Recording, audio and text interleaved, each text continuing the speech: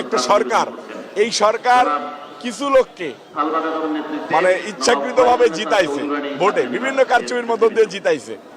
তো যাদেরকে জিতাইছে তারা যদি বাংলাদেশি হতো তাহলে আমাদের কোনো আপত্তি ছিল না, কিন্তু তারা তো বাংলাদেশকে ধারণ করে না ভাই।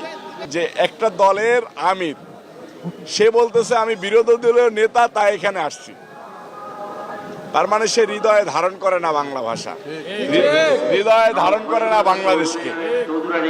আমাদের দেশের মানুষ প্রত্যেকবার যে তাদেরকে প্রত্যাখ্যান করে এটাই তার প্রমাণ।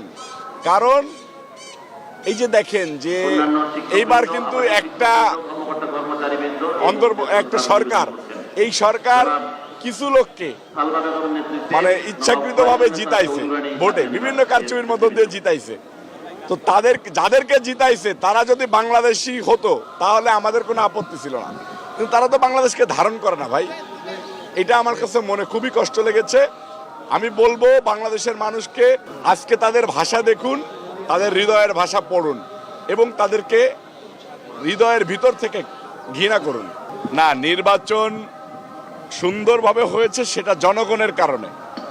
একটা সরকার চেয়েছিল, আপনারা দেখেছেন যে নির্বাচনের আগে একটা দল একটা জোট বলে দিয়েছিল যে আমরা ক্ষমতায় আসতেছি, এবং অন্তর্বর্তীকালীন সরকারের প্রধান বলে দিয়েছিল অমুক অমুক অমুকের সংসদে আসা উচিত। আমরা দেখেছি তাদের ভিতরে 5-6 জন সংসদে চলে এসেছে। আরো কিছু লোককে দিতে চেয়েছিল, জনগণের টোপের মুখে পারে নাই। জনগণ যখন ভোট কেন্দ্র পাহারা দিয়েছে, ভোট দিয়েছে এবং ভোট গুনে বুঝে নিয়েছে, সেইখানে অনেক জায়গায় পারে নাই, কিন্তু কিছু কিছু জায়গায় পেরেছে। কিছু মানুষকে সংসদে বেয়াদবি করার জন্য পাঠিয়েছে। ধন্যবাদ।